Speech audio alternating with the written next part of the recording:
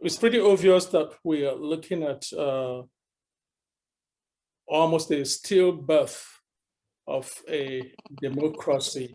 This would be equivalent to a person who is coming of age but finds themselves bedeviled by challenges that if those challenges are not addressed, could literally kill the person or the patient. So I would consider Nigeria a developing and evolving democracy that was a serious malaise that will need to be addressed at this point in time if the patient Nigeria is to survive as an entity, as a political entity. With this experience you have, can you say what exactly is the process of Nigeria? Is it the politics or the governance?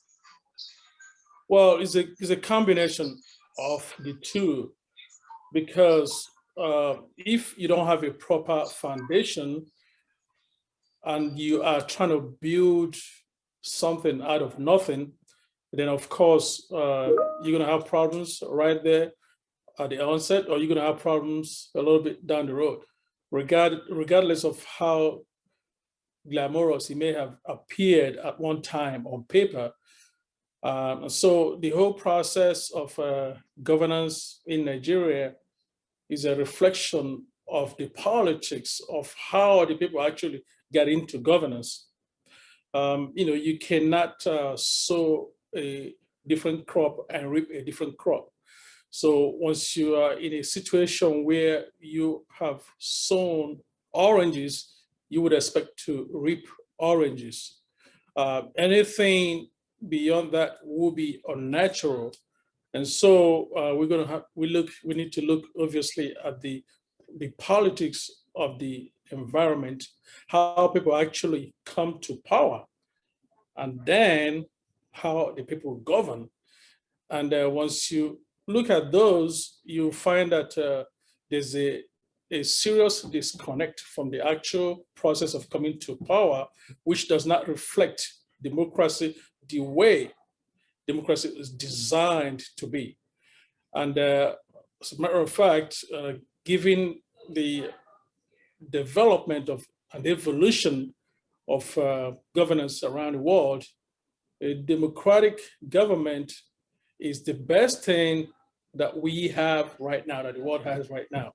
Until someone comes up with something better, as imperfect as democracy is, then we are stuck with democracy for now. But the problem with Nigeria is that if you have to practice something, then you have to practice it according to a certain model, according to the way it has worked, according to the best practices in it. And so far, we are not seeing that. And that, in spite of all of the imperfections of democracy, you find that democracy would work if you apply and practice the model, the existing models that personify success in democracy. Hopefully that begins to open our business. So how can we correct the practice of democracy in Nigeria currently? Well, first we have to look at the system that we're practicing. Since 1979, Nigeria transitioned to the US-style democracy, the US style of federalism. And in that system, there is substantial power that is devoted to the states.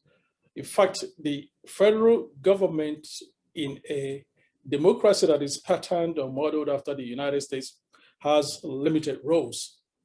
The states are so strong in their own individual units that they're almost like countries. They have their own police, they have their own judiciary, they have their own school system, their own public health system. A whole lot of these things are run at the state level. Now, the federal government exists in situations where the country may need to face external aggression, and so the country will now build up its resources from the sum of its parts, which are the states. But in Nigeria, it's actually being practiced upside down. because it's almost unthinkable that all the 50 states of the United States will converge in Washington, D.C. to collect money monthly, such as that's what happens in Nigeria, in the Nigerian budget system. The whole idea that the states, whether it's Zamfara state or Anambra state or kind of state, will not put energy in generating their own internal revenue, but rather will plan on going to the capital to share whatever it is that is available at the national capital.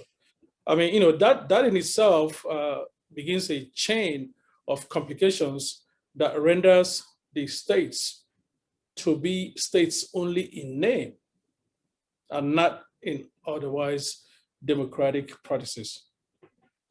And security also is a very strong part of states' rights, because only people within a state would know who the bad actors are within their own state, and should be able to have a system to either handle their bad actors or to contain their bad actors.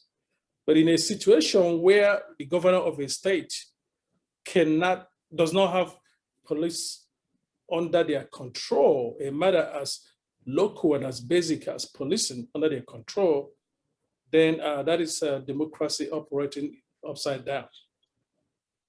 Okay, so you once described Nigeria as a leading Black nation in the world. Do you still feel this way? Well, it's potentially so, but it has been sort of stifled by the fact that the ingredients that would have made that country achieve that potential have been held moribund. And part of the problem is what exists internally in the system. And what the panacea actually could be is reflected in how Nigerians outside of Nigeria perform when they're outside of Nigeria, their competitiveness, their capacity to excel in just about every field. And so when you now juxtapose that on what goes on inside Nigeria, people outside of Nigeria who are non-Nigerians, they wonder, how can individual Nigerians do some of these great things that you're able to do outside of Nigeria, but Nigeria, as it currently exists, is a pit, is a cesspool. So it creates a very big dilemma, which is part of the reason why we're having this conversation, because the dilemma is, if individual Nigerian actors who find themselves outside of Nigeria as economic refugees or professionals in their own rank are able to compete well and excel, then how does that get transplanted into the country? What are the problems that need to be addressed into the country to set that stage for those people who make up Nigeria to also create a nation that is powerful, diverse, strong, and a nation that can meet the standards of in the Committee of Nations as far as development and everything else. Okay, remember that you can join the discussion simply by raising up your digital hand, and I will try to accommodate your questions and comments if time permits us. Now, Mr. Okey, you have experience in Capitol Hill. You were the former commissioner for housing in Maryland, Washington, D.C. How can you relate your experience there with the Nigerian system?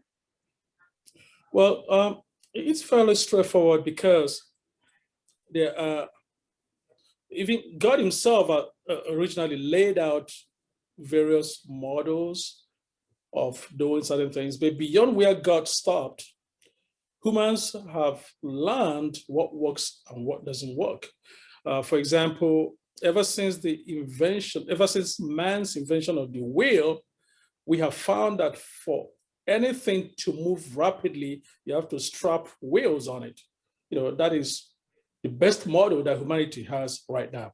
Okay, and in that same vein, if you have been a part of a government that has been, pretty much evolving towards perfection as much as they can over the past 250 years, then you have seen models of what makes governance work, what makes governance impact the desired target and the population, and what keeps people from essentially going crazy and butchering each other. Now, all of those models are adaptable, can be adapted to Nigeria if there's an opportunity to do that. But the situation of Nigeria at this point certainly makes it difficult because over the past, I would say maybe over the past even 20 years, you will find that the people who have run Nigeria and are running Nigeria now certainly, so basically the actors in Nigeria at this time have to, by design or by default, inculcate certain things in governance for Nigeria to move forward. Now, the reasons why they may not be able to inculcate those things, a combination of things. One of it is, basic competence, because you cannot hand the fate of 200 million people to somebody who doesn't have the basic competence. That's why, people are nominated. That's why elections are held. Then second of all is, do the actors have an agenda? If certain actors have an agenda to create imaginary or real advantages for a subset of their perceived people, in quote, then the solution to that will be for the person to get the understanding, at least at the national level, that for a nation to arise, the tribes must die. For a nation to arise, the tribes must die. And we're talking about the kind of primordial thinking that can clog somebody's mind when they think they are in power to look out for some group or the other without looking at the national scope of that country.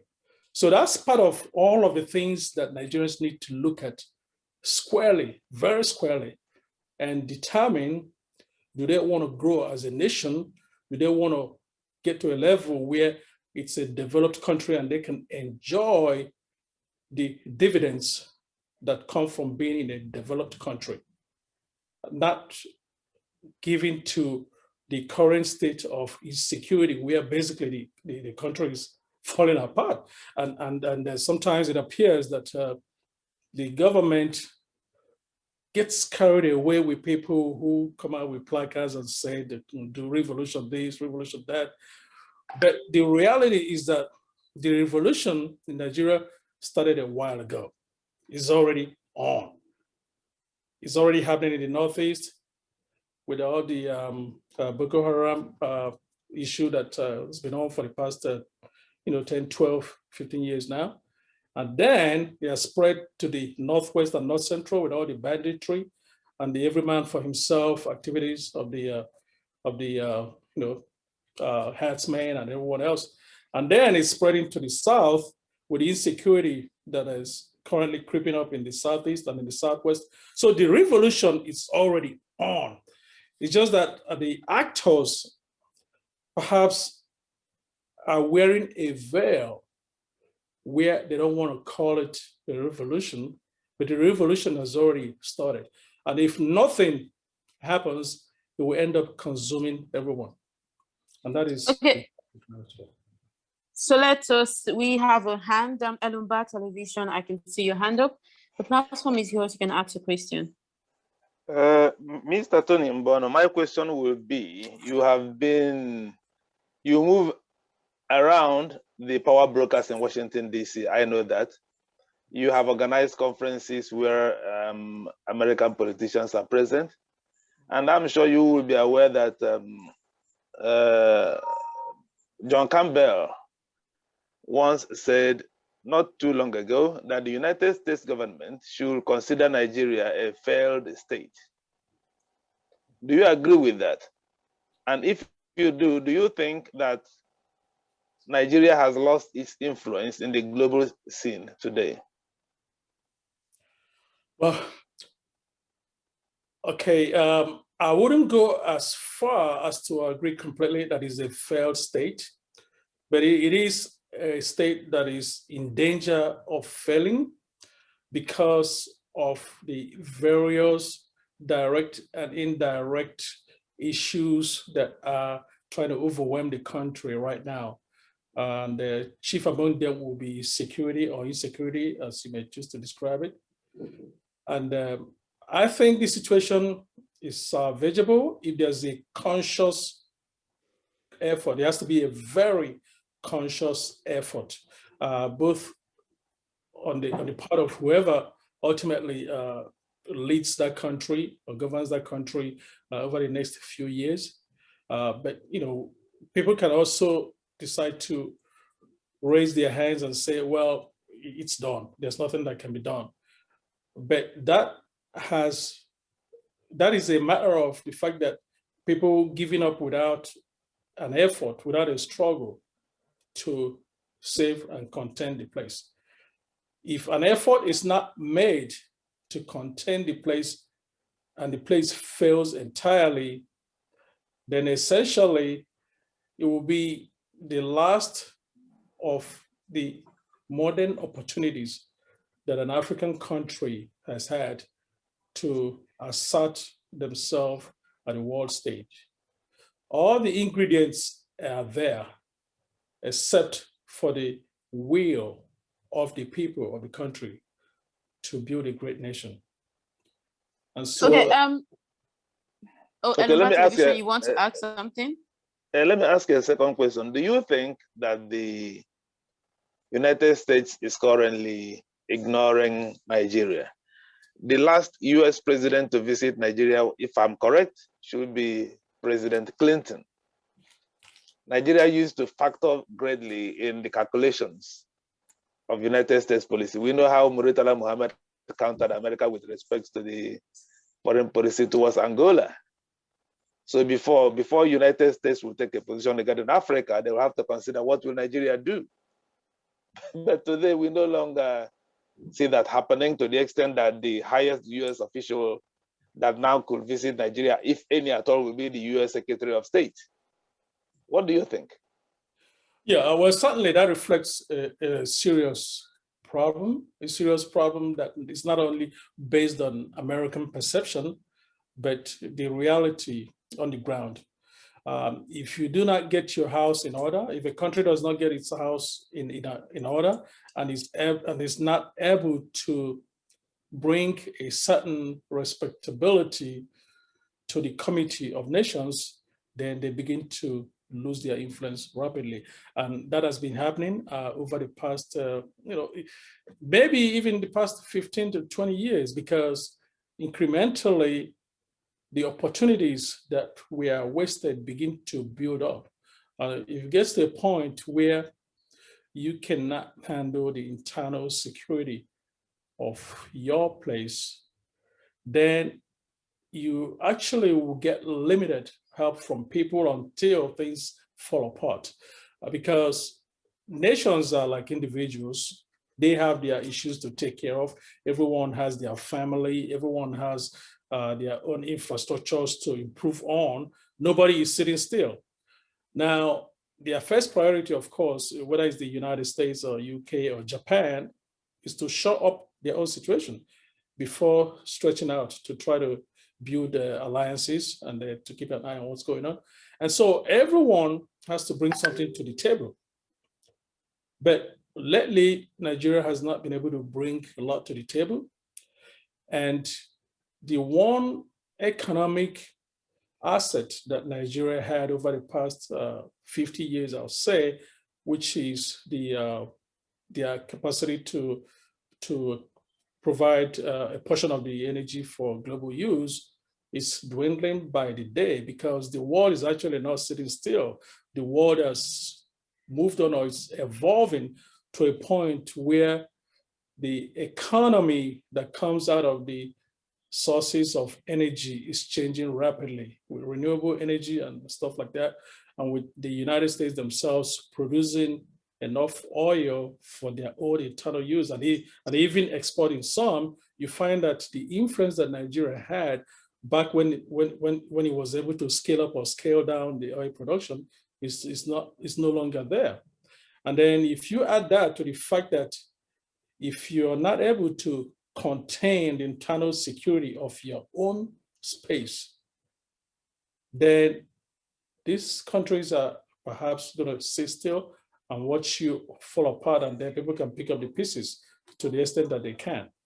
So it's an issue that is real, and it's an issue that only the actors in Nigeria and the people of Nigeria, through force of will begin to create the enabling environment to have the country begin to rise back up to where it should be. But there's been a lot of wasted opportunities. And I don't think the opportunities will remain forever. I think we might just have a window of time to begin to put the pieces together. And after which, if Nigeria does not put the pieces together, then we're going to be in the territory of that failed state environment. Okay, remember that you can participate in the conversation simply by raising up your digital hand, and I will try to accommodate as much questions and comments as possible. Okay, let's look at Nigerian foreign policy. This is something that embodies the country's national interest, and it's a means to interact with the international community. Do you think that the current foreign policy Nigeria is pursuing is also part of the problem, looking at the decline of Nigeria in the eyes of the international community? Well, the foreign policy that Nigeria is pursuing right now is actually not coherent, at least in the eyes of the world, because you have to have a defined goal, and you have to be able to bring your influence to exert towards others to back that goal. But we don't quite see a clearly defined goal right now. And you cannot, even in the biggest issue in Nigeria today, which is security or insecurity, you probably can't get too far by sitting still and waiting for the world to come to your rescue. Now, certain things are international and are such that, nobody would want a situation where a crisis in one country can stretch to begin to overwhelm other countries and ultimately their country. So at that point, yeah, maybe some very drastic interventions might happen. But foreign policy right now, as far as Nigeria's own foreign policy is concerned, it's questionable whether there's a clearly defined foreign policy right now. Okay, let us hear from Chadwick Okoye. Chadwick Okoye, your hand is up. The platform is yours. Yeah, thank you very much. Can you hear me? Yes, we can. Please go ahead. Okay. When I hear people discussing Nigeria, and I see people not really looking into the issues, I keep on marveling whether people are not really seeing what the actual issues are in Nigeria. Let me take an example, what recently happened in Afghanistan. The US has been in Afghanistan for almost 20 years now, trying to install a democracy in Afghanistan. And the Taliban has been trying to also take over the government of Afghanistan due to the core beliefs and principles of what I believe is their culture. At the moment, US pulled out, Taliban took over, meaning that all the effort US has been making for over 20 years yielded nothing, because even the army they may have raised in Afghanistan share the same view with most of the Taliban. Now, we come to Nigeria. Is it not clear to us that what Nigeria is suffering from is two opposite civilization. The core north believes in caliphate, and unfortunately the core north is in charge of Nigeria today, and they are implementing the beliefs of the Islamic caliphate. And then the south, who are mainly civilized territories, are struggling between the north and the south. So there are two different civilizations fighting each other in that whole territory. Are people not seeing this? I bet you that if the core Area North is not part of Nigeria today, Nigeria will be moving as fast as possible. Now, my question is, how do you believe that Nigeria will ever go any further with the principle and culture of the Area North, who believes that the entire territory must convert to Islam and become under the caliphate?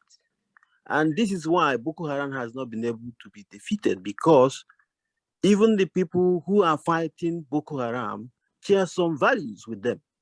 That is why the war can be defeated. So let us look into this issue, and discuss what the core issue is in Nigeria, and not just, painting things, and things continue to degenerate every year. It gets worse. Thank you very much, improvement. Mr. Chadwick Okoye.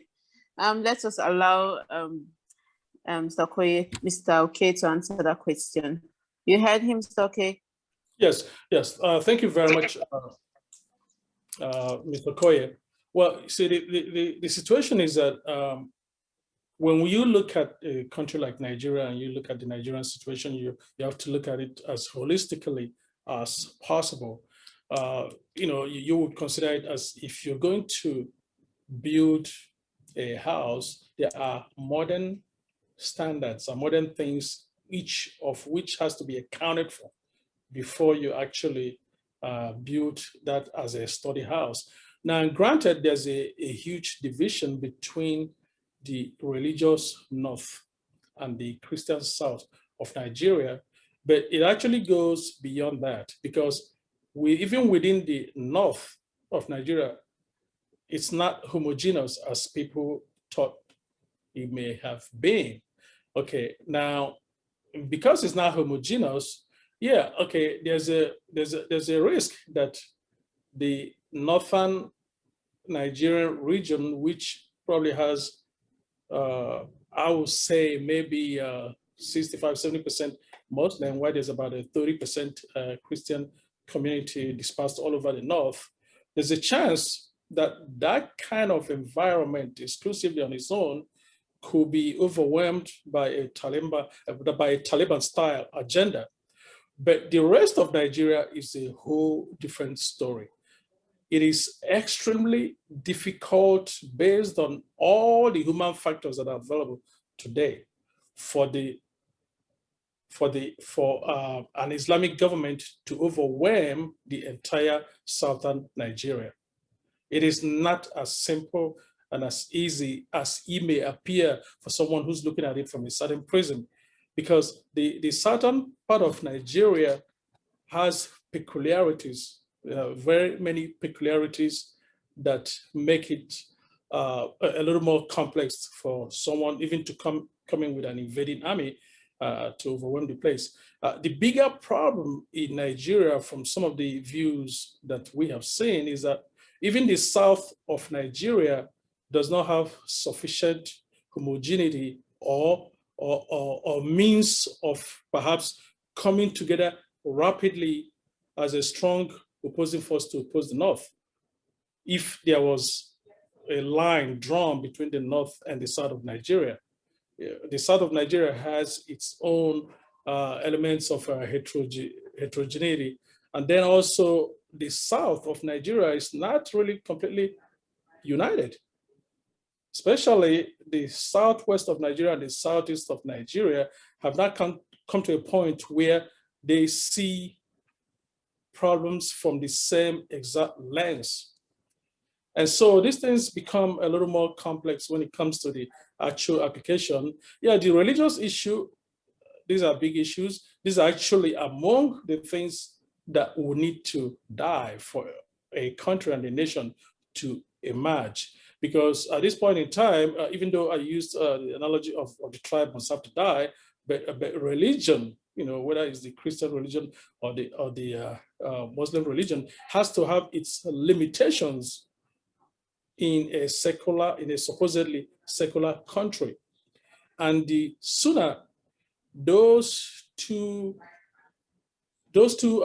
aspects of social life in Nigeria, religion, the Muslim religion and the Christian religion, begin to take a back seat to actual progression of a society, the more difficult it's going to be. And consider this, consider that a nation like Japan, for example, Japan, pretty much a world power in every aspect of the world, but nobody goes to church or goes to the mosque in Japan.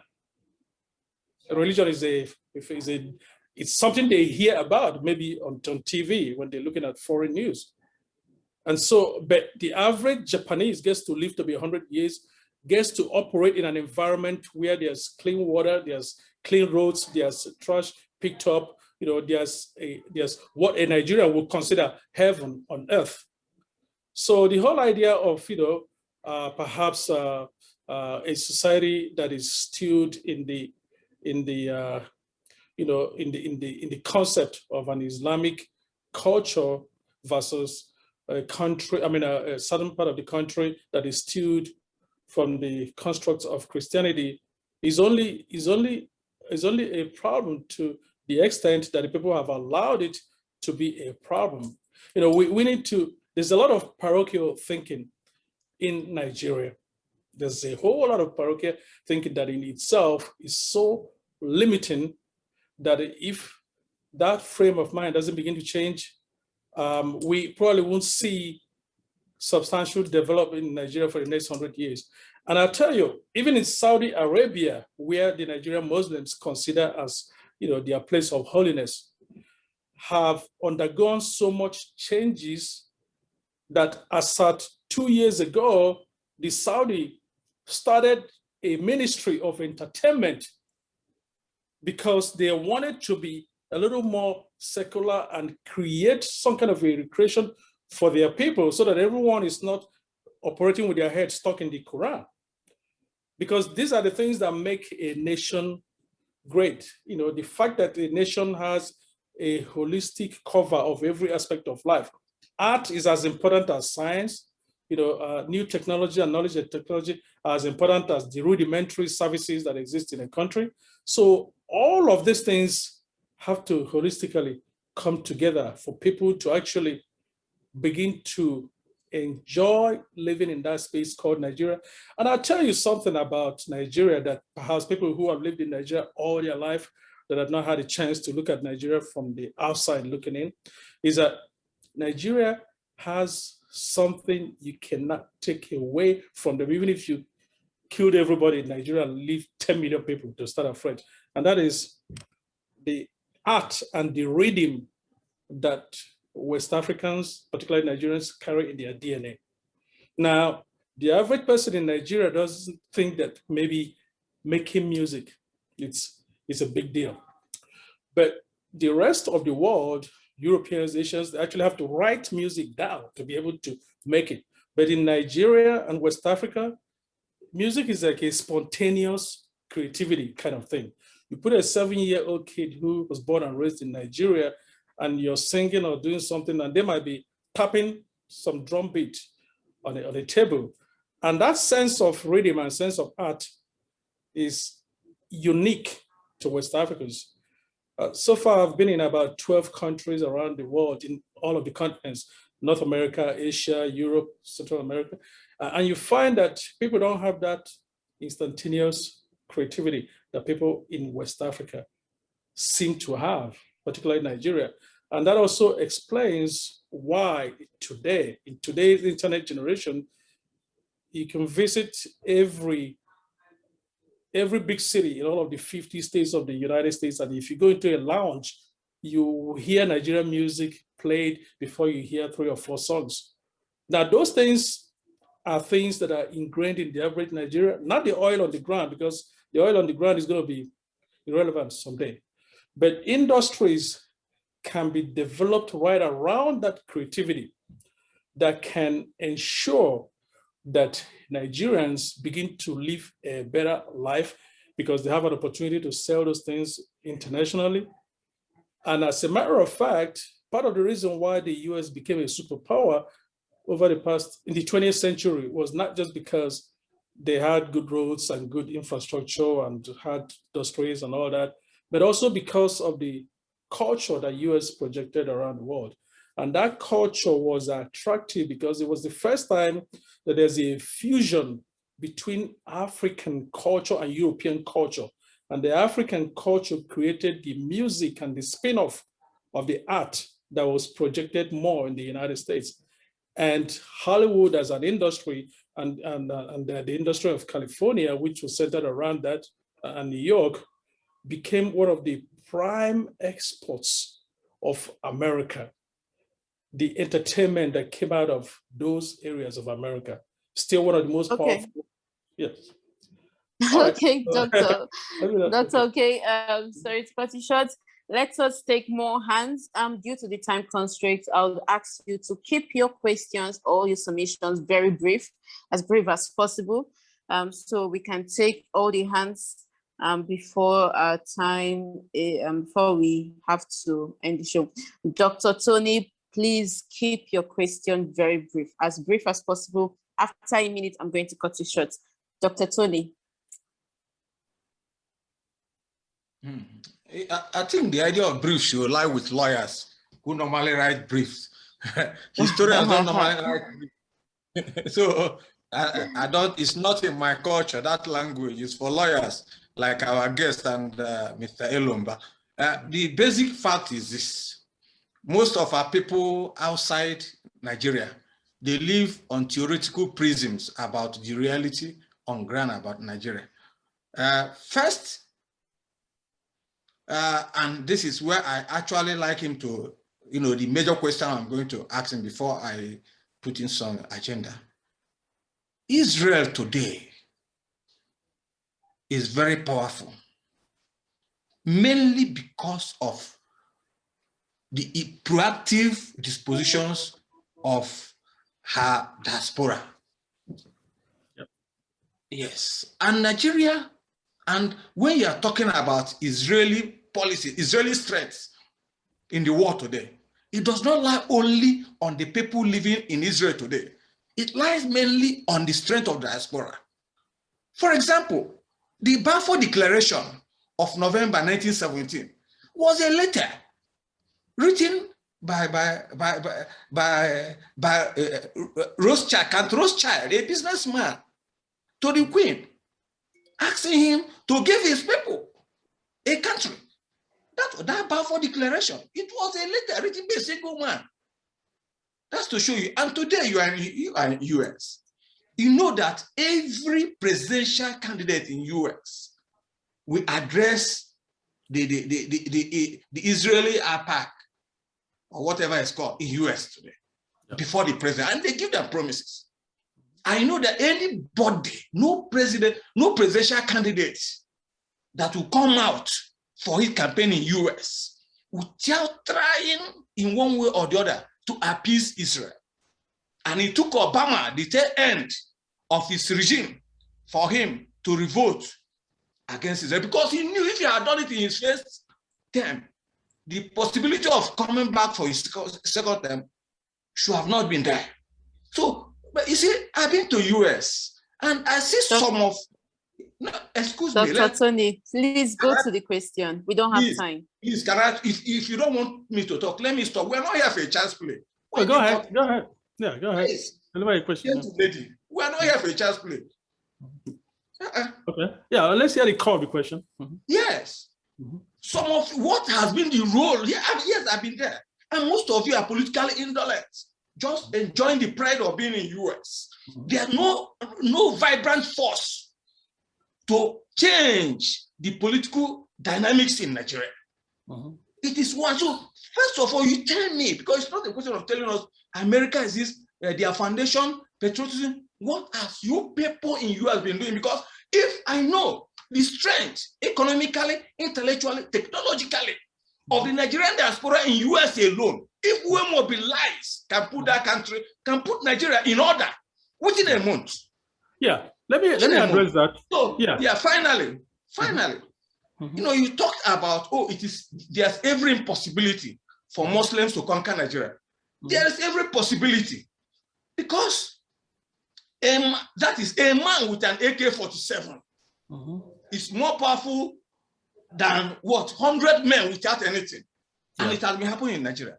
And I want to tell you that Chad, which model Nigerian Muslims are adopting today, if you check their history from 1960, on the point of their independence, they were being ruled by Christians, 3 Christian presidents before they were overthrown. Today, Chad is a Christian majority country.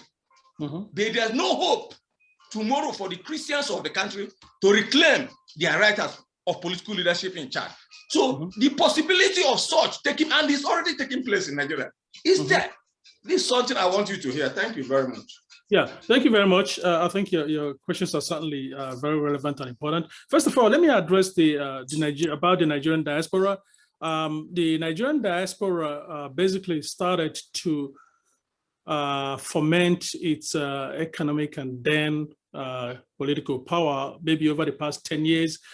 Before then, most Nigerians were basically either economic refugees, or they were people who were still struggling to make ends meet after graduating from many US colleges. Now, it has taken perhaps over the past 10 years for the Nigerian diaspora in America to become a little more organized. And as they get more organized, their impact, even though it's not put out there in headlines all over the place, but they are being quietly taken into account into what happens in Nigeria. Some of the details are not details that I might go into in a public forum here, but at a very minimum, you heard about the recent suspension of weapons sales to Nigeria by the United States, and you think it happened in a vacuum. It would be naive for anyone to think it happened in a vacuum. So that's one example. There are many more things in the arsenal that the diaspora is working on that are not going to be broadcasted in the news media and stuff like that. And so you can be sure that the diaspora is not sitting still, even though that a large percentage of the diaspora can still be considered people who are basically more focused on their economic survival, because actually Nigeria as a country is also a very huge drain on the diaspora population, because each person in the diaspora is supporting his family in the diaspora and also to some extent supporting his family back home. And so you find that, you know, there's a limit, you know, even if no matter how much money you make, there's a limit to your capacity to maintain 2 families on 2 sides of the Atlantic. So that is an issue. But even at that, there are efforts that are going on behind the scenes as we speak. And as far as the Jewish diaspora, the Jewish diaspora did not amass the kind of power they amassed today overnight. In the 1940s, when they first started migrating after the war, I bet you didn't hear much about the Jewish community in the first 20 years of their 20 or 30 years of their being here. But they got very much more powerful from the 70s up until now, when one of them actually, you know, got appointed as the Secretary of State, Henry Kissinger, and was able to initiate policies that directly protected the Jewish state. Right now in the United States, the Nigerian American community are actually the only community that has been here less than 50 years as active immigrants that have 3 people at very senior levels at the White House right now. 3. One of them at the State Department, one of them in the cabinet, the Treasury, and then another one in the White House. So The diaspora is not sitting still. The diaspora, it's working, it's challenging, it's not been an easy road, but the thing that you're not going to see is to see the United States or any other country just come and attack one part of Nigeria and overwhelm them so one part can take over. Because even as you are saying that the other side of Nigeria is doing some things to you, the same way they are saying that you are doing some things to them. And when we look at the level of corruption that existed in the government before this government, when the world sees one woman move $1 billion and stash it in the UK, regardless of who is in power, in that case, it was a certain president that was in power, that's a pretty serious issue to defend. How does one begin to defend that? Even 5 million is a lot of money in the United States. In Nigeria, maybe they buy Rolls Royces and Bentley and think it's not a lot of money, but it's a lot of money. I once did business in China where immediately I left China, the head of the biggest oil company in China was executed for $2 million bribe.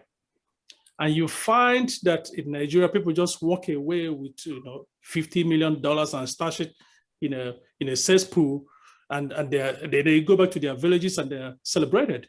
So there are problems in the south of Nigeria as well as in the north of Nigeria. And that is why the average person who has been governor of, let's say, maybe a southeastern state of Nigeria, and he wants to be president, where when he was governor, he basically plundered his state and took everything there, built a 400-room mansion in his village. Are those the same kind of people you expect to run Nigeria if the country is divided? And then, he's sitting either maybe somewhere in the Senate of Nigeria or someplace else scheming for his next move, which will be if he gets an opportunity to preside over Nigeria as a certain candidate for president, he now plunders the rest of the country, deploys private jets that he never uses and things like that. So we have to address the problems are both in the south and the north. You got to look at Nigeria holistically. In fact, in some ways there are two tribes in Nigeria.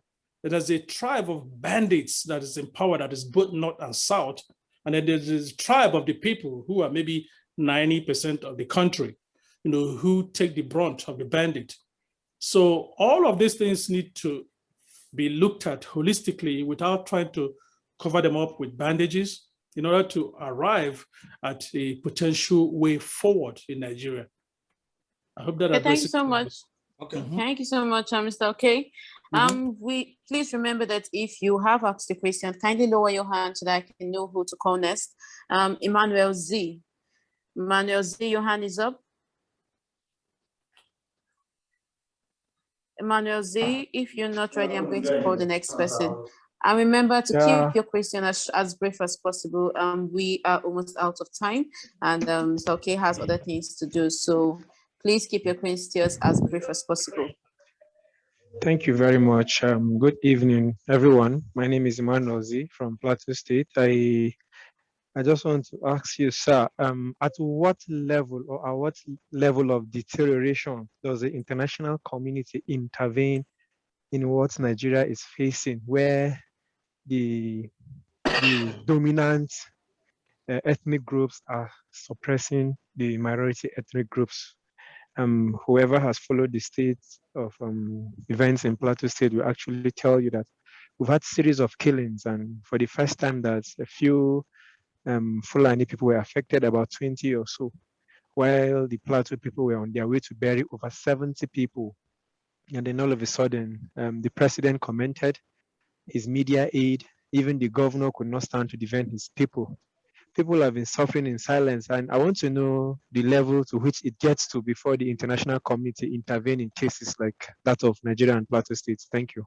Yeah, that's a very good question. Thank you for that. Well, the world is seeing a lot of the violence and all the killing that is going on in places like Plateau, Benue, and Kaduna. They're filing away all these reports, especially as far as the United States is concerned.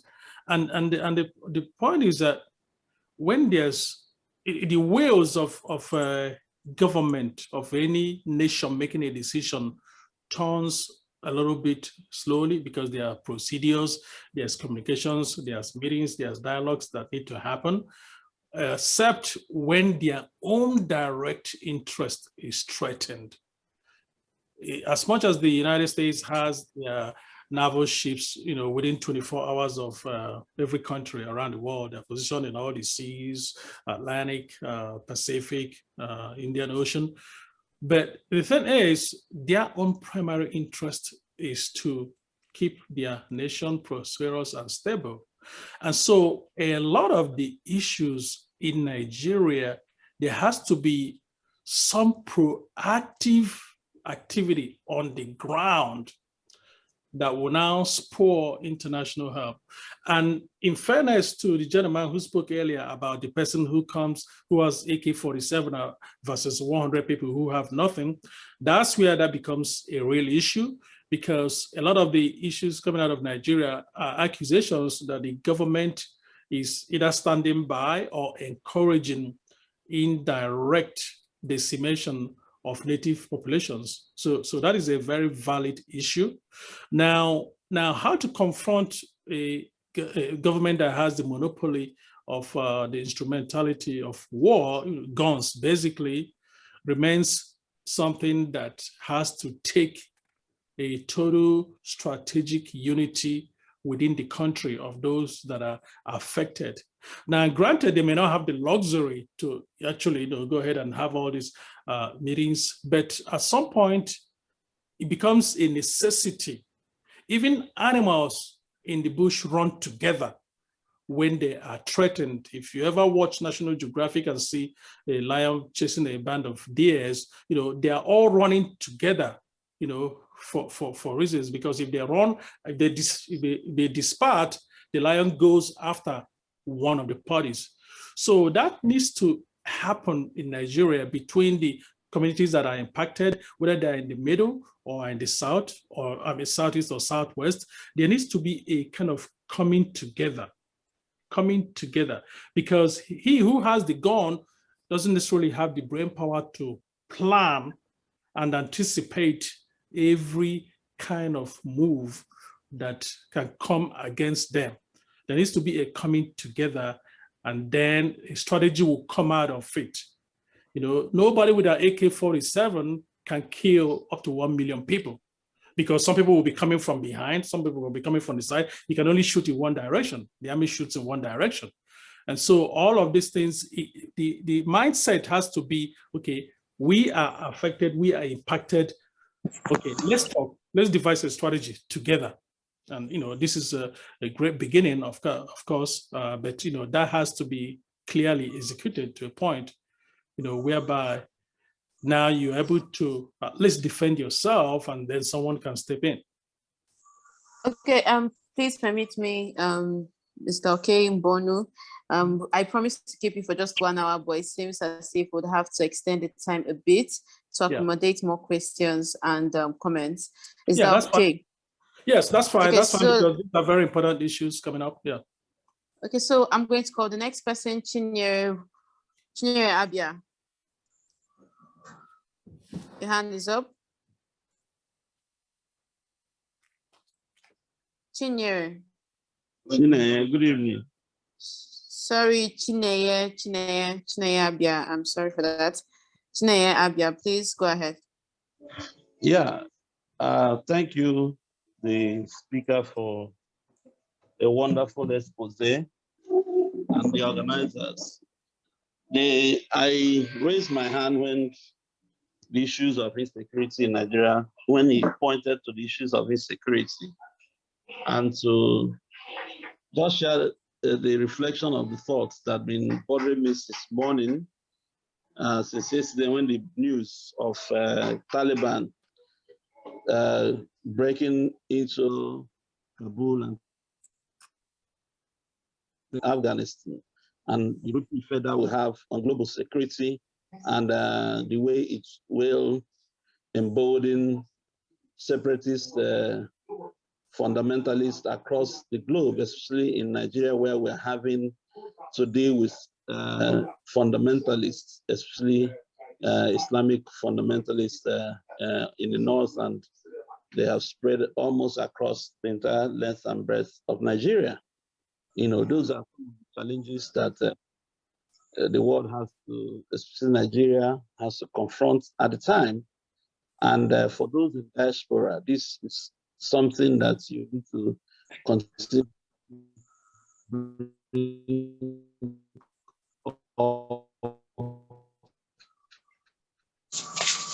Naya, I'm sorry, your audio is bad. Can you repeat what you've been saying? Within the circles of space, because hello?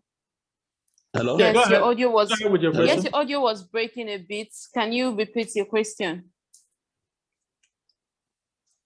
No, it's not a question, it's a comment on the issues that has been happening in Afghan for 2 days and how that will affect global security and the role of diasporans to continue to bring the tables of discussion, around centers of power in developing countries, because like we know, the current leadership in Nigeria, when they came on board, promised to deal with these fundamentalists within 3 months. We are 6 years down. There hasn't been any success.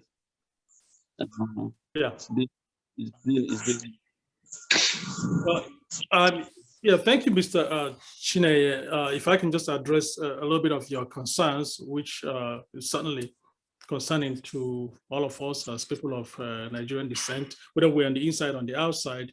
There are problems in Nigeria, no doubt about it. Okay, now the limits for now of diaspora engagement would be so far the diaspora has actually stretched itself to provide material support in terms of the basic needs of life to the relatives and friends and contacts and associates that they have in Nigeria. And they also have their limitations because as some of you know, and some of us know, there's a lot of the work ethic that is required to maintain a life anywhere outside of Nigeria is also pretty exhausting. When it comes to the policies of Nigeria at this point, there are different ways to look at it. One is that the government of Nigeria of today has a limit in terms of how long it's going to stay in power. So certain things, regardless of what anyone does, that time is ticking. And then second of all, the people of Nigeria have to begin to exhibit what I call a sense of conscience and balls to confronting and containing their own government. They don't have to go out with arms on the street to fight against the police because of course they will be overwhelmed, but they can organize themselves in a manner whereby the government can only try to maybe suppress opinions or voices of reason, but they cannot do it totally, even if they wanted to. Now, the people of Nigeria at this point, including people in southern Nigeria and northern Nigeria, have had this form of enabling of bad leaders, people who they know to be bona fide armed robbers, for lack of a better word, becoming governors of a state. Now, I remember a long time ago as a child in Nigeria, one of the most famous armed robbers in Nigeria was a gentleman called Dr. Ishola Oyenusi, who's based out of Lagos. He faced a very huge firing squad when he was eventually caught. You know how much Dr. Oyenusi stole from the bank in Anambra? It was 35,000 pounds, 35,000 naira of the day's money, whatever the unit was. And he was arrested and tried and faced firing squad.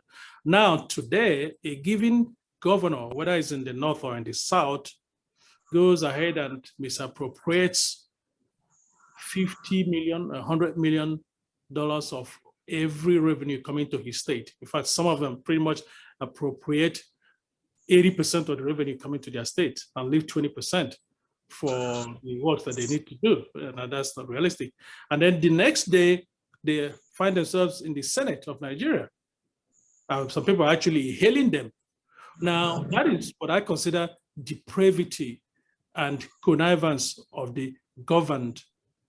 And these people don't have to be living in the north or in the south or in the west or in the middle, but it's mind-boggling to see what people tolerate, because the president of Nigeria at this point in time cannot be everywhere, actually.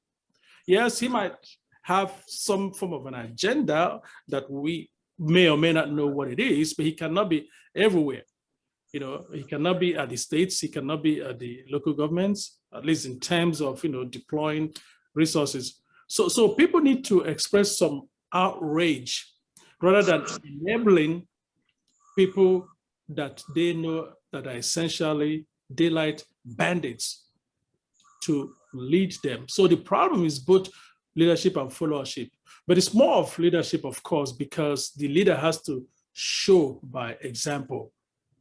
If a given leader leaves office with perhaps some roads, infrastructure, or whatever done in their state, and has not amassed billions in all manner of conflict of interest, then that leader may deserve another opportunity. But for that leader to be clearly somebody who, and we find these issues in both the north and south of Nigeria. In the north, it's much worse sometimes because the people don't actually even question their leaders at all. But in the south, it also exists. So, everyone in Nigeria, all of the 200 and some change million people, really needs to get up to a certain level of alertness if we need to take the country back and move it in a different direction. And even if it eventually splits along northern or southern lines, the challenges that exist today as far as corruption and even insecurity, whether it's in the southeast or in the southwest, may survive that split and continue, given the caliber of the leaders we have in Nigeria today. So it's something that all of us as people of Nigerian descent to really be ready to do something differently. That's part of Okay.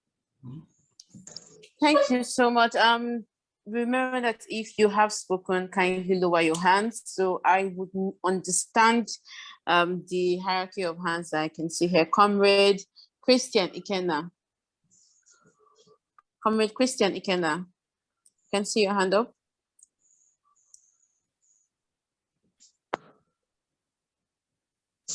Comrade Christian Ikenna, if you're not here, I would move on. Okay, so I do not think Comrade Christian is here. So let us talk about a bit of the Nigerian American Council. You were the former executive director, and this is something that is an advocacy council that is trying to correct the politics in Nigeria, if I'm not mistaken. But can you tell us what that is about? Yes, partly. The Nigerian American Council, of which I remain a co-founder and one of the leaders through the years, including my leadership of the council as the executive director and CEO, was designed to be able to shape United States policy toward Nigeria. And the idea was because we are already here at the seat of power in the United States, that we have an opportunity to interact with those who actually make policy, make United States policy toward Nigeria. And, we sort of, sometimes it becomes overwhelming when I actually look at what's happening in Nigeria, and you have to change your strategies, because at the time that we founded the council, the main issue Nigeria was facing was the Boko Haram insecurity in the Northeast. So today is a different situation because Nigeria is on the brink. And so it requires a total reassignment of what the mission is and how to influence and steer US policy toward helping to combat certain the problems in Nigeria this time. Because the truth is that the problems in Nigeria right now are multifaceted. They're much more than it was about 10, 15 years ago. Okay, and how far have the council gone? Can you just tell us anything about it, the progress it has made? Yes. Yeah. From about the year 2012, 2013, the council was able to engage with policymakers, especially the United States Congress and the executive branch, to enact certain policies. In fact, the first successful policy that we were able to be able to proactively deploy was getting the United States to establish that Boko Haram was a terrorist organization. Before the council was created, the United States did not have sufficient interest and sufficient knowledge about that matter to be able to make that decision.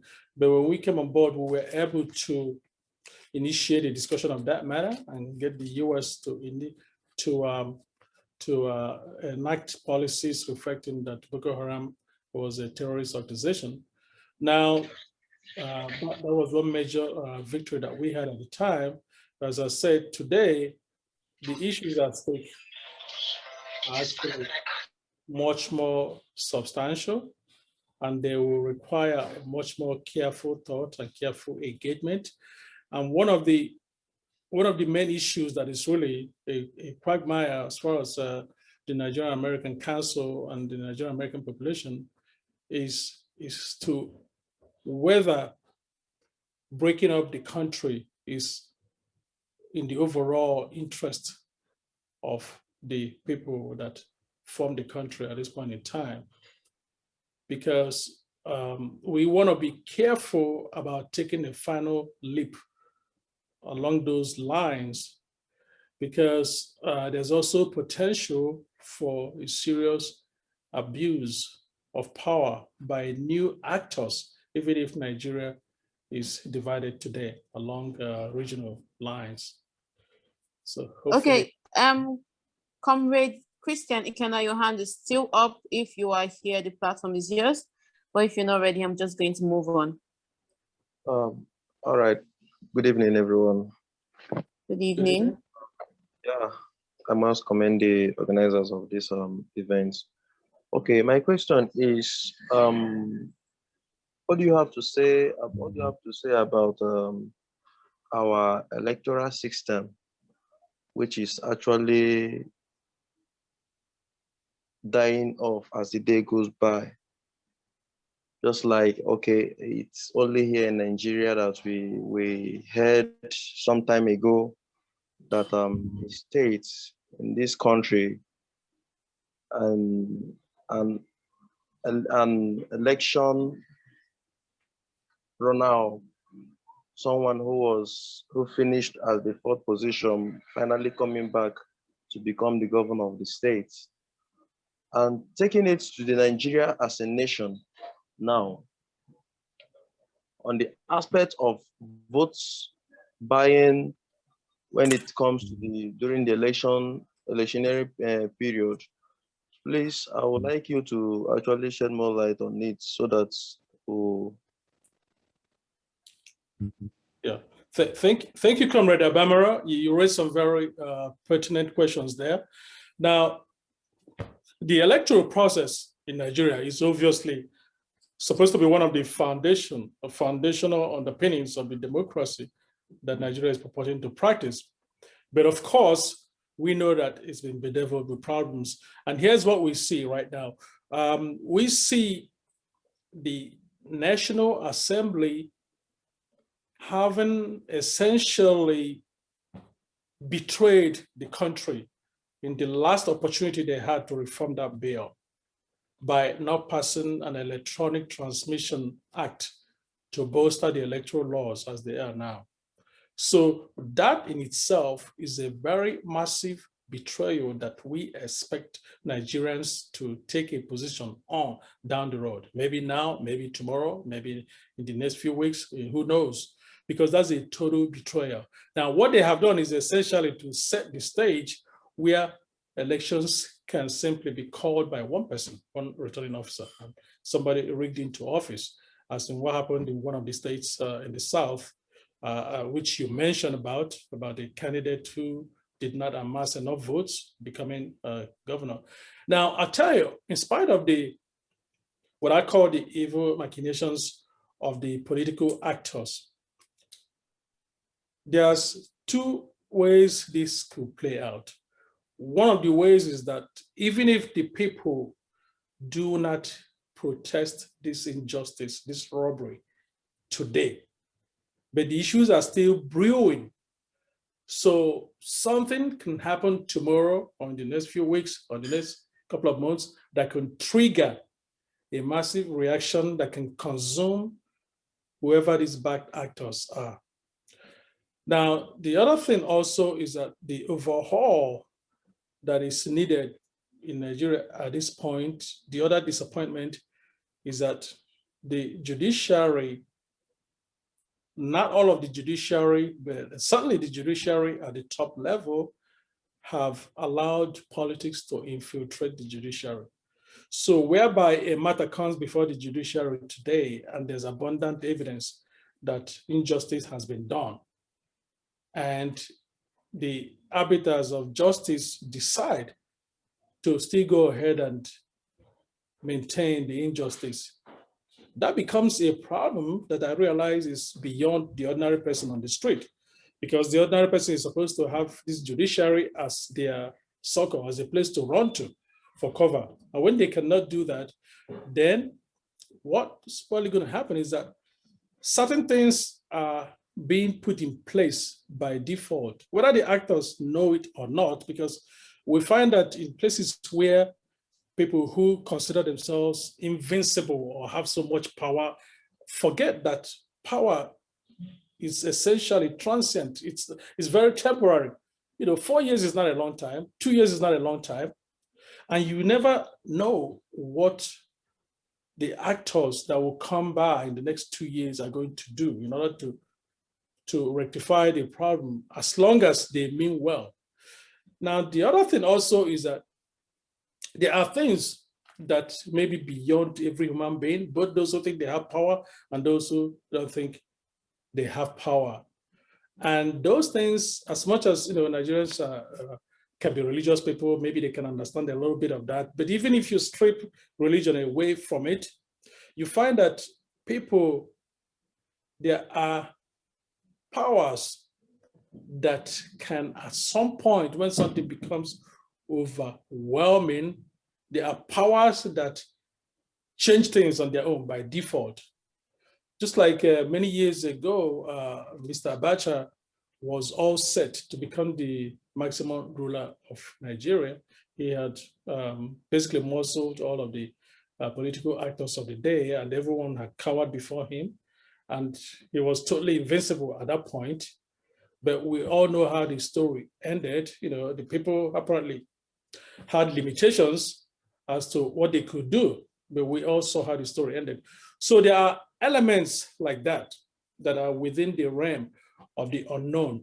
Even for great powers like the United States, also sometimes find themselves in those quagmires where, well, we've done everything humanly possible, and we are not able to change this, or we're not able to affect it in this way, then maybe something else will happen. But that does not mean, though, that people are going to fold their hands and just wait for some kind of a divine intervention, because even God himself doesn't work like that. God wants you to step out and do something. God put all the trees in the forest so you can cut it down and make tables and chairs. God is never going to step out and go and cut it and make table and present it before you and make coffee, put it before you. So we all have to be of that mindset that there's something for every human to do. There is something for us to do. Even animals do things to contain whatever danger that they are facing. They may run together, they might have some kind of a whistle among them to alert themselves, but they do something. But we find that sometimes there's a large amount of, I don't want to use a word like timidity, but sometimes Nigerians just, wait for miracles. Now, when God has given you weapons like the thoughts in your head to be able to sit together and think, the legs, the hands, you have to use it. It will be, in fact, I don't think God himself is happy if you don't do anything. If you don't do anything at all, you say, okay, if you're going to sit there and let him kill you, then it's your funeral. So there has to be a mindset of what can we do? And when we think what can we do, it's not what can we do as individuals. We need to band together in 3s and 4s and 5s, across, community groups, across regions of Nigeria. We need to band together, because he who bands together will generate ideas. You just throw the idea out there and say, what do we do about this? At least hear each other out. And if there's a stubborn actor that is standing outside with a gun, that's the most he can do, is stand outside with a gun. He cannot prevent the coalescing of ideas that can bring solutions. Not doing anything is not an option. There has to be something, even if it's talking and discussing, because you'll be surprised. You'll be amazed at the solutions that will come to your head once you begin to discuss with other people. So I hope that helps out in answering some of these questions about the elections and how to contain the people who are basically taking the will of the people away. Okay, thank you so much.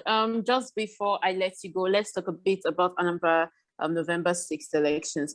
Right now, there are insecurity challenges in Anambra, and threats have been made that elections will not happen. What is your sentiment concerning the entire elections? Okay, well, I understand there are security challenges in Anambra, but I think the election needs to happen for the sole purpose of creating a model or an example for the bigger election that is coming up in 2 years, or even the other elections that may happen in the states. And having said that, the people of Anambra, especially given the location of Anambra State, where it's surrounded by, some states that have not really done well in terms of produced the right kind of leadership in their states, Anambra must set an example. And in setting an example, Anambra must not allow a bandit to just show up from anywhere just because that bandit carried away substantial amounts of money from wherever it is that I don't know, to come there and become governor of that state. Now, if you're going to buy a state, unless you're giving everyone 10 billion naira, so that way they don't have to worry about you anymore. They can go and build their own some small local government areas inside their household. Then money should not be the factor.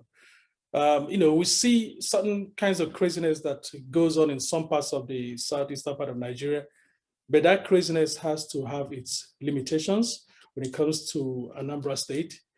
People should take control and take charge of what goes on there. There's no one who's going to show up and shoot 100 people that are standing in line to vote. And after that vote, stand in line for the vote to be counted. There should be a minimum standard that Anambra must set. If Anambra sets that minimum standard, perhaps the rest of the states in the surrounding region can begin to adapt to that standard, and then the country can begin to look towards that as a model. But giving up or sitting still and waiting for somebody to come and give 5,000 naira to widows or 3,000 naira to widows on election day, or somebody that that has a history of going to compromise the electoral officer after all the votes are cast, and then give the electoral officer 100 million naira to take away, to announce a contrary number from what was voted. All those things, the people of the state need to be on their guard, because as a state that has produced many elites around Nigeria and around the world, there's no excuse to fail. If the state fails and power goes into the wrong hand, then the reputation of the people of that region will sink like a stone that you throw up in the air with nothing to hold it. So it's very, very important that whoever becomes the governor of that state after the November elections be somebody that is of decent reputation. And that basically will also not mean that the person is the wealthiest. They don't have to be the wealthiest. In fact, some people in Nigeria are more suitable to be in business than to be in public service. Public service is public service. You can go and make big money in business. You don't have to come into the public service space. It's okay. It's okay to be in any other line of work. But in a situation where either you're coming in because you think you're the wealthiest, or some people have sat around at the capital city in Abuja or elsewhere and determined that this person, we're not going to let them in because they've been around, or because he may not have all the money in the world, but he to give us that should not be the case. The people should watch out for that. And I'm personally not endorsing any candidate at this point in time, but you look at the antecedents of the various candidates, you look at the corruption baggages that some of the parties already have as their pedigree, and you know what's going to happen if they get into office. That basically they get into office to plunder the state and share the resources among themselves. People who pay 25 million naira to get a ticket. I don't know, people in Nigeria might think that is normal, but even in the richest country in the world, in the United States, the cost to get a party form to run as governor of any given state is probably not more than maybe $1,500, and the rest of the money might be spent in campaigning and putting up billboards and buying T-shirts and things like that. So people should not get confused in Anambra State and thinking that the person who brings the most money, regardless of their antecedents, is the person that deserves to become governor of that great state. That should not happen. So hopefully that helps out in shaping the people's mindset.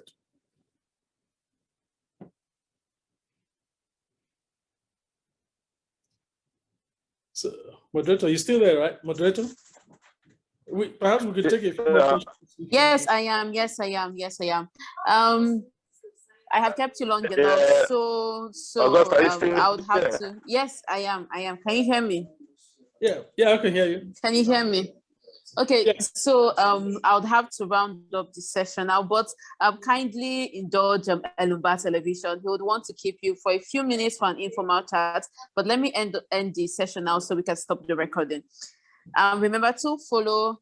We have been speaking about analyzing the current decline of Nigeria in the international community, and we have been speaking to